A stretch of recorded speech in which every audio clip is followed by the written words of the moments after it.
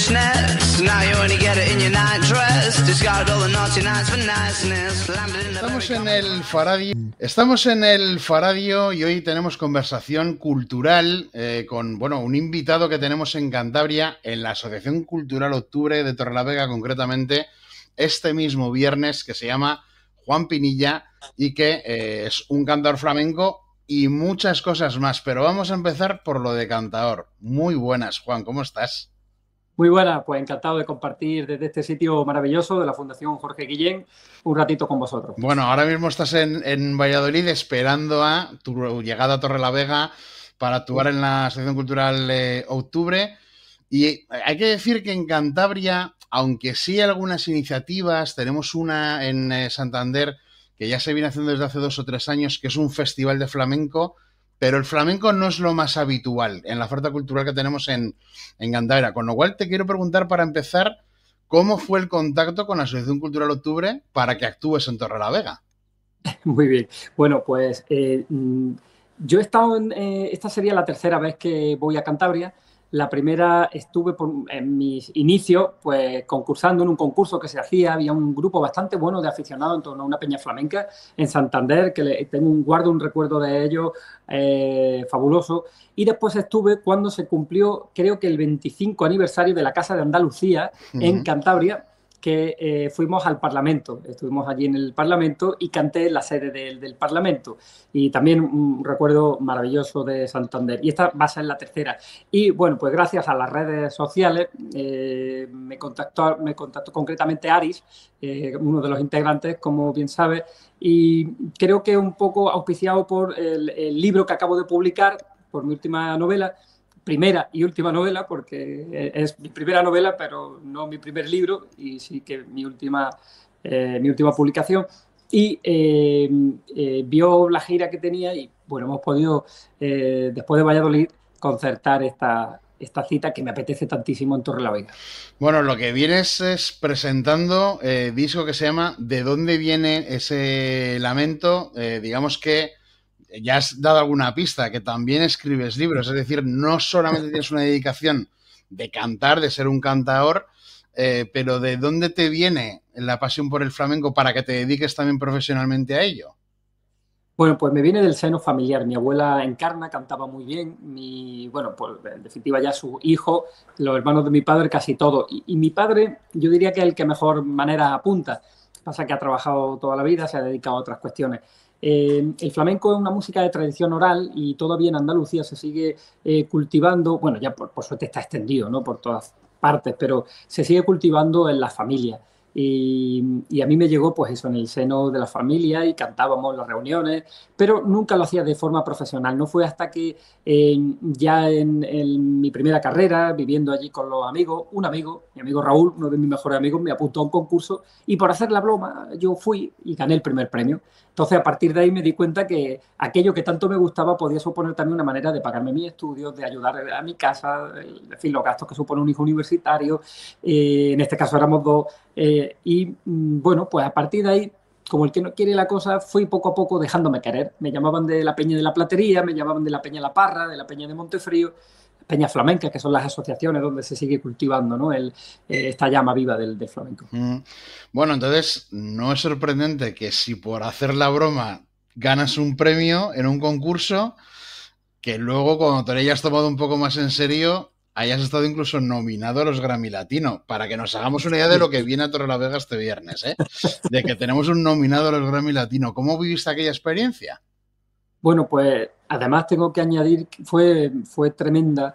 Primero porque yo soy un bromista profesional. Entonces, cuando empezaron a llamarme, saltaron las agencias, creo que lo publicó la agencia EFE, la primera, me llamaron muchos amigos. Yo dije que no, que esto tiene que ser la broma de alguien, de algún colega. Pero claro, efectivamente habíamos publicado un disco que se llama Jugar con Fuego junto al gran poeta Fernando Valverde, que actualmente es profesor en la Universidad de Virginia en Estados Unidos, poeta que yo había conocido en la redacción de un periódico hace ya más de 20 años y con el que mantengo una amistad profundísima de excelencia, como diría Aristóteles. Y pues tuvimos la gran suerte, que además se dio la coyuntura, que estábamos nominados nada menos que con Paco de Lucía y con Enrique Morente. A Enrique lo conocí mucho, a Paco lo vi, no lo conocí, no lo traté, pero Enrique sí que tuve la suerte de disfrutarlo tanto, ¿no? Enrique Morente.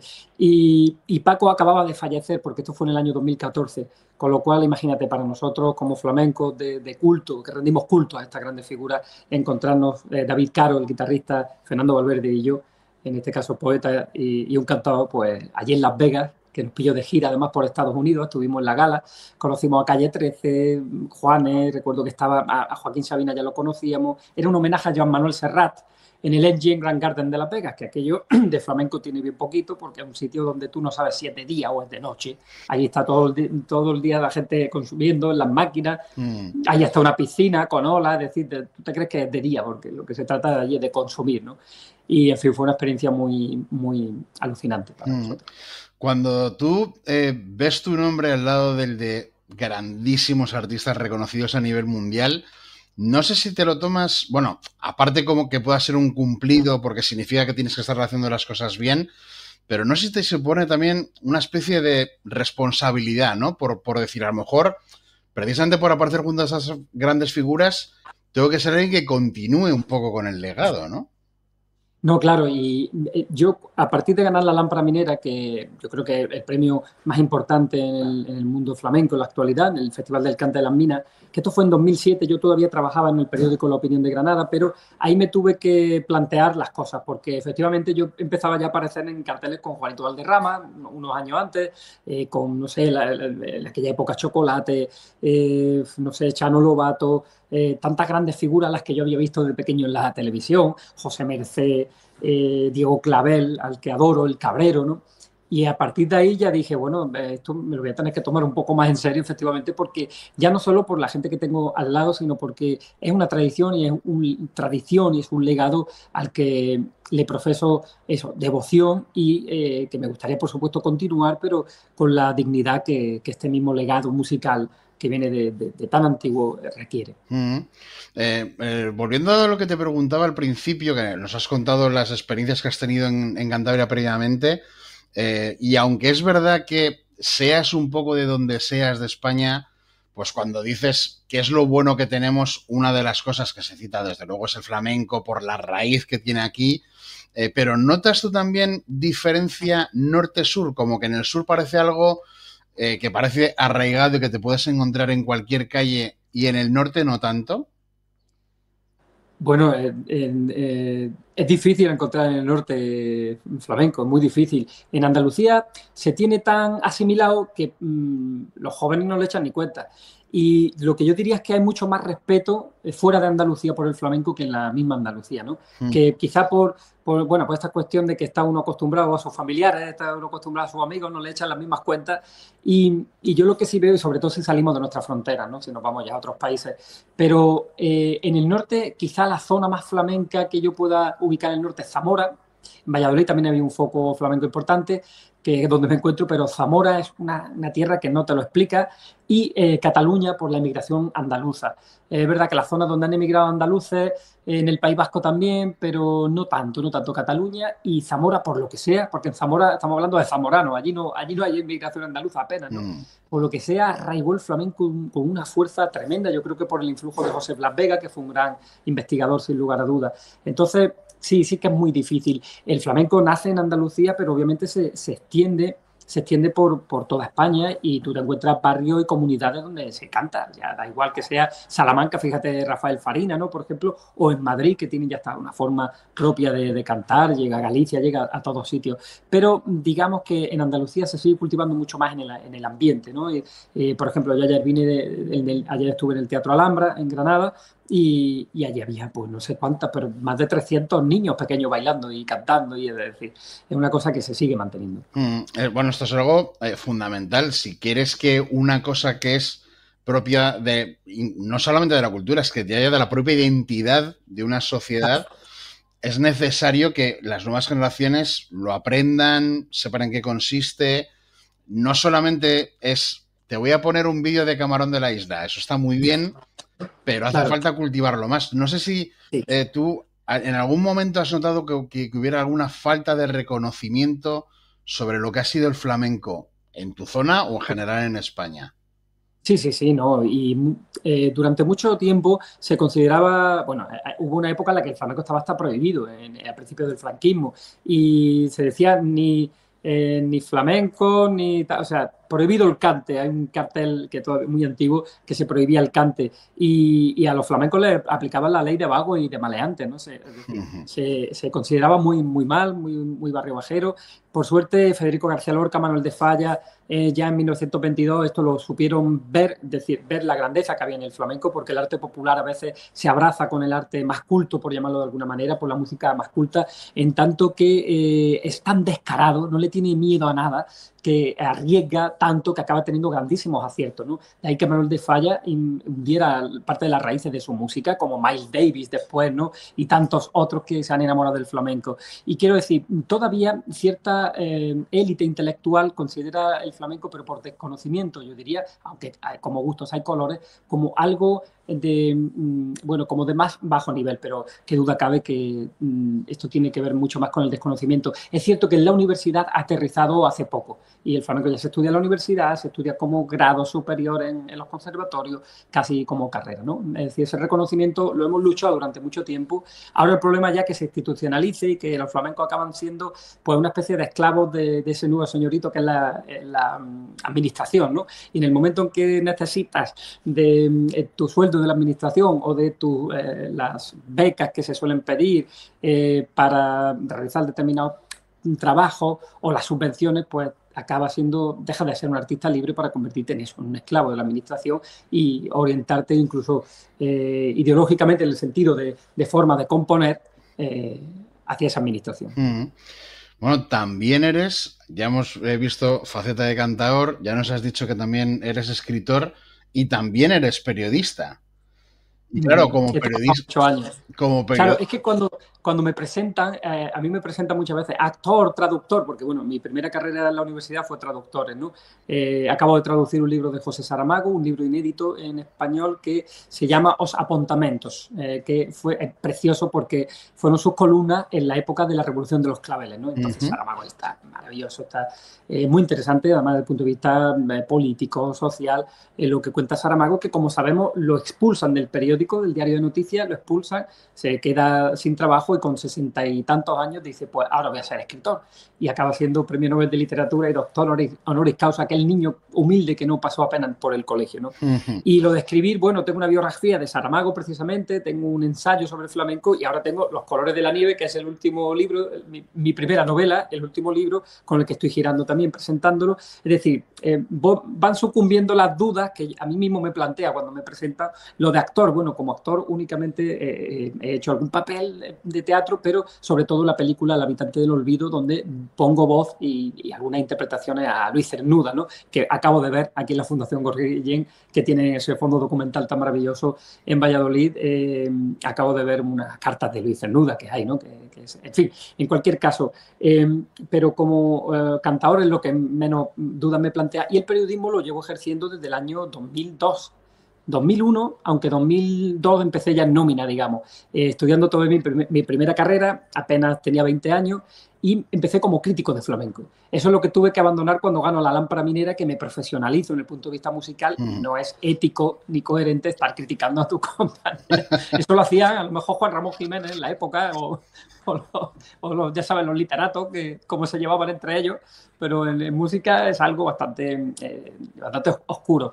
Entonces, el periodismo, luego empecé, le gustaba cómo escribí y fíjate, es curioso porque yo que soy un devoto de Umbral, o sea, Umbral, a mí Paco Umbral me descubre la literatura y estoy en Valladolid precisamente y pienso aprovechar para visitar su zona, la zona umbraliana, como llamaríamos.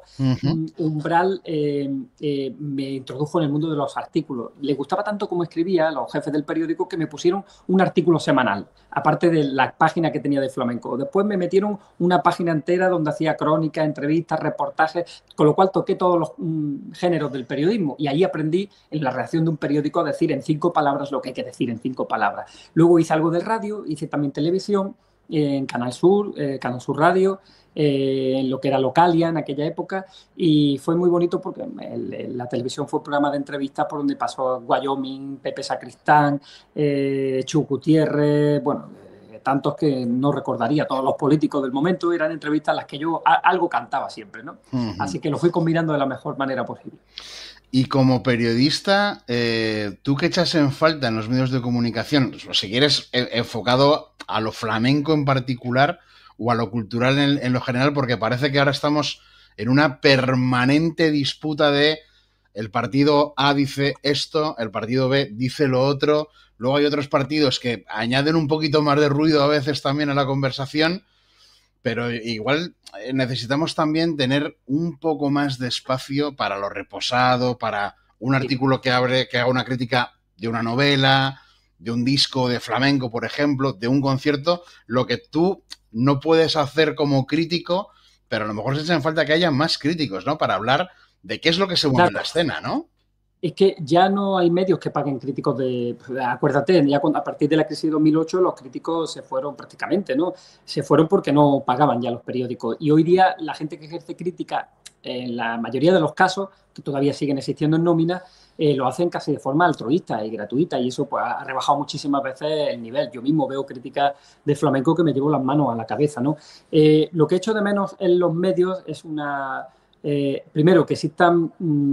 que hayan proliferado de alguna manera medios que sean considerados periodismo cuando son una lacra social que están difundiendo bulos, mensajes de odio, mensajes que... O sea, echo de menos el periodismo, de verdad. El periodismo radical, ese periodismo de Julio Camba, de Cansino Asens, ese periodismo de los periódicos antiguos que se lo curraban de verdad, en el sentido en que contrastaban las noticias, que es lo primero que te enseñan en un periódico. Ahora no se contrasta nada. Es decir, cuanto más grite una persona que se dedica a esto, que no se le puede llamar ni periodista, cuanto más grite, cuanto mejor uso haga de la retórica, antes llega a las personas que no se van a cuestionar la veracidad de los hechos que le están planteando. Entonces, echo de menos el periodismo, pero en el mejor sentido de la palabra, es decir, periodista que toma una noticia y la analiza por todos los flecos que tenga y acaba sacándole pues, la sustancia real que tiene y no difundiendo mentiras. Bueno, teniendo en cuenta tu faceta de actor, la de cantaor, la de periodista, la de traductor, incluso filología también, ¿no? Sí. Comparatista, más bien en puridad sería literatura comparada, comparatista, sí. Pero realmente, si hay una palabra que te pueda definir es la comunicación, porque conoces muchas formas de comunicar, escribiendo, actuando o cantando y traduciendo también, ¿no? Que es otra forma básica de comunicarse. Te quiero preguntar por la comunicación, pero entre generaciones, que yo creo que eso también puede ligarse mucho con el flamenco, precisamente por la tradición que tiene en el sitio de donde tú procedes, de la provincia de Granada. ¿Cómo crees que estamos a nivel comunicativo ahora mismo en la sociedad, sobre todo los mayores con los jóvenes, y el que haya como un dedo acusador de tú me dices cómo tengo que hacer las cosas, yo no las hago tan mal como tú dices, y el mayor diciendo que deberíamos de tener una juventud distinta o más dispuesta a otras cosas para que las cosas fueran mejor? Sí. Te agradezco mucho la pregunta y sobre todo lo de la comunicación, que era algo que no me lo habían dicho nunca, pero no había caído, pero efectivamente todo lo que he hecho son formas de comunicar, de narrar.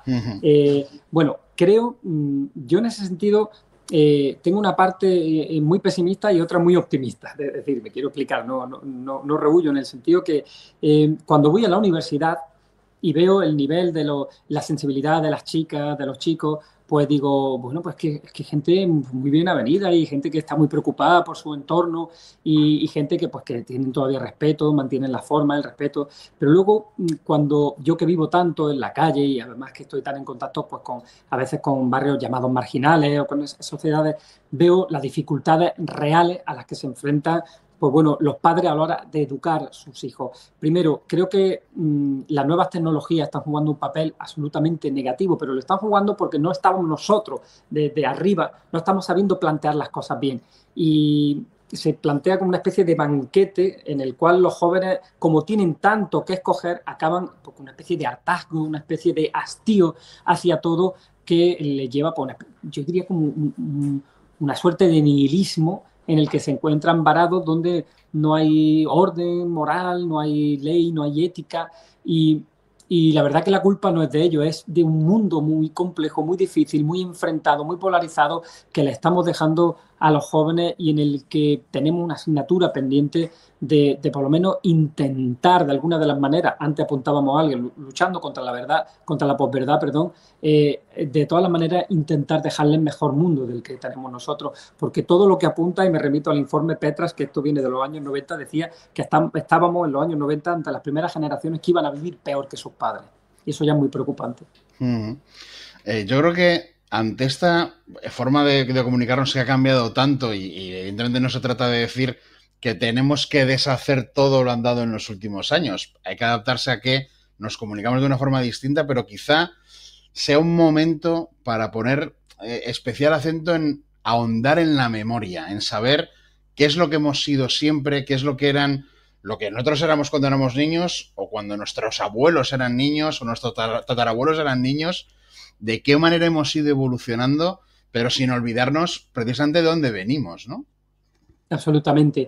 Y yo que soy un entusiasta, por llamarlo de alguna manera, de la amistad. Aristóteles hablaba de 3 tipos de amistad. Amistad por conveniencia, imaginaros, ¿no? Amistad por afinidad, la que se puede tejer en torno a determinadas, bueno, afinidades futbolísticas, religiosas, las que quieras. La de conveniencia ya sabemos que es un poco negativa. Y luego el amigo de excelencia, hablaba Aristóteles. El amigo de excelencia, el que no descansa hasta que sus amigos se vean cumplidos. Y en ese sentido yo parto una lanza por enseñar a los niños a tejer verdaderas redes buenas, saludables de amistad. La amistad es tan valiosa para el ser humano como el amor.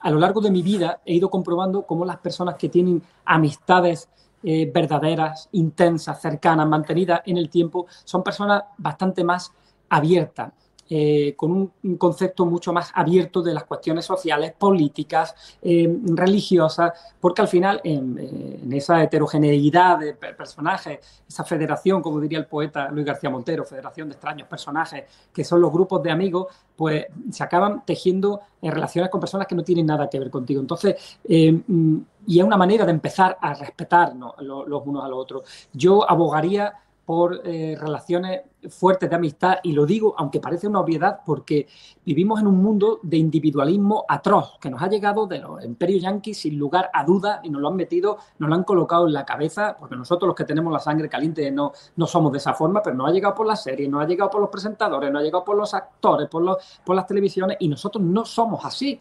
Aquí en el sur de Europa no somos así, nos relacionamos de otra manera, no podemos vivir como viven ellos.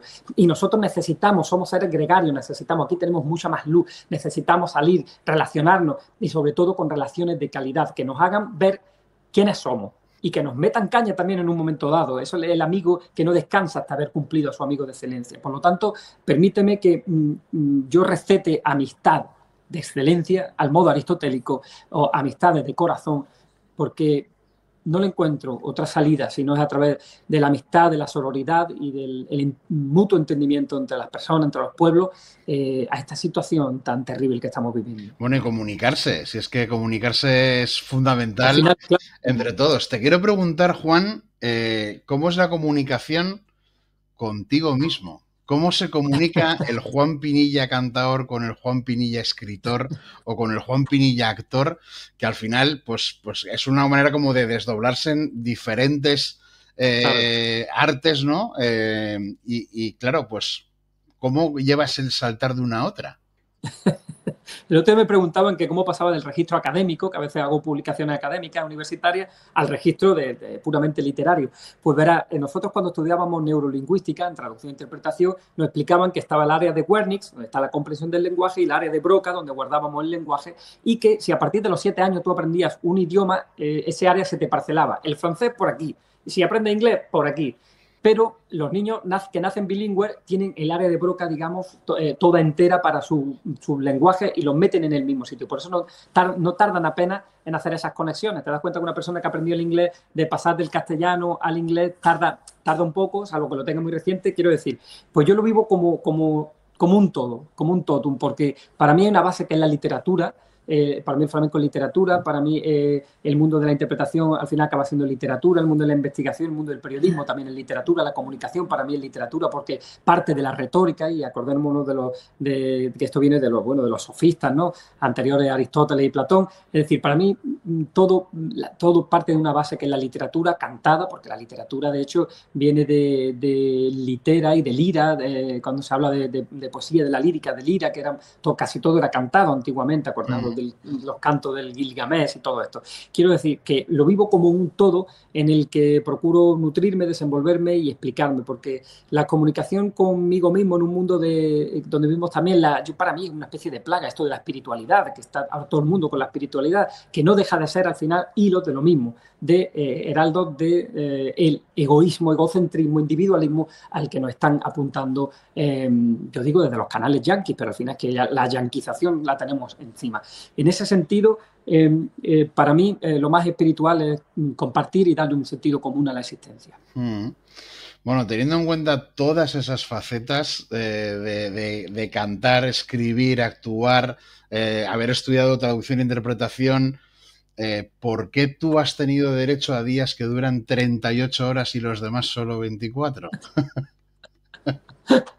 Bueno, en el mundo del flamenco dicen, pobrecito, no sé qué artista, ha muerto joven con 60 y pocos años. Digo, sí, pero ha vivido, mi abuela tiene 95 años, ese cantador ha vivido 3 vidas de mi abuela. Pues sí, es maravilloso. Es como la canción de Joaquín Sabina que tarda en olvidarla 19 días y 500 noches, ¿no? Pues es que las noches son muy largas. Y al final el mundo del arte, de esa bohemia que todavía de alguna manera se ejerce en el arte, pues te lleva a sitios insospechados a conocer tanto, decir, yo le debo conocer a Saramago, al flamenco, a esta música de gente humilde, como son las personas, los trabajadores de Andalucía, que el flamenco viene de una base de gente humilde y trabajadora, fundamentalmente, que eso lo voy a hacer también en mi actuación de mañana en Torrelavega, los cantes del trabajo, el origen del trabajo, y me ha llevado a conocer, bueno, Vargas Llosa, que murió hace poco, a García Márquez, Elena Poniatowska, Juan Gelman, a Omar Sharif, es decir, tantas personalidades que para mí me han marcado profundamente gracias a esta música, que yo me podía haber dedicado a la traducción, me podía haber dedicado a 1000 cosas, pero decidí un día ser cantador flamenco porque estudié traductores para viajar y resulta que he viajado más con esta música que con cualquier otra de mis ocupaciones, y me encanta viajar para explicarme a mí mismo el mundo en el que vivo y para, sobre todo, como una especie de ejercicio de conocimiento fundamental. Así que, bueno, no sé si he respondido a tu pregunta, pero por ahí irían los... Desde luego, mucha vida, mucha vida. Para terminar, Juan, me gustaría, precisamente ya que hemos hablado de conversación intergeneracional, de si el flamenco tiene la suficiente atención o no, que en el norte es un poco más difícil que entre, me gustaría que me recomendases 2 o 3 artistas flamencos que estén empezando, que creas que tienen valor como dentro de la tradición flamenca, que no sean tan conocidos. Para la gente que esté viendo la entrevista, ya sea que puedan ir al concierto tuyo de la Asociación Cultural Octubre o no, pero que les inspire voy a buscar esto que recomienda Juan Pinilla. A ver, jóvenes, bueno, es que son ya un poco conocidos, pero por ejemplo, Juan Tomás de la Molía al baile, que se busque, la gente lo puede ver vídeo, de gente así muy, muy, muy joven, María Terremoto al cante, y a ver, un guitarrista que te pueda recomendar, que me gusta mucho Rubén Lara, este es muy joven, Rubén Lara de Málaga, además de esos guitarristas que claro, te podría decir David Caro o Antonio de la Luz, que son mis amigos, mis guitarristas que vienen conmigo, pero por salir del chauvinismo, Rubén Lara es de esos guitarristas jovencísimos que lleva toda la vida tocándole a los más grandes, que lo ves que se está comiendo el guitarrista, pero en el sentido no ya solo virtuoso, que toca para rabiar, sino en el sentido de estar pendiente de que es tan buen aficionado como era Juan Habichuela, ¿no? O ese corte de guitarristas que a mí me encantan, Miguel Ochando, que están pendientes del cantador y están arropándolo con un conocimiento, con una sabiduría. Esos guitarristas han tragado un cantador o 20 cantadores, lo llevan por dentro y les sale a través de la guitarra. Entonces Rubén Lara, que es de Málaga, María Terremoto de Jerez y Juan Tomás de la Molía en el baile. Hay muchísimos, ¿vale? Son los primeros que me han venido a la cabeza, pero hay muchísimos y mi gusto en el flamenco también es bastante abierto, rico, variado, creo yo, pero bueno, esos pueden estar bien. que tanto los mayores como los jóvenes pueden proponer cosas muy interesantes, así que Absolutamente. lo que desde luego es inminente es este viernes por la tarde, Juan Pinilla, Asociación Cultural Octubre de Torrelavega, pues eso, para masticar un poco de raíz y sobre todo para disfrutar del arte de la comunicación. En este caso, cantada. Juan, muchas gracias por atender la llamada del Faradio. Muchas gracias a ti por esta entrevista tan maravillosa y deseando de... Fuerte.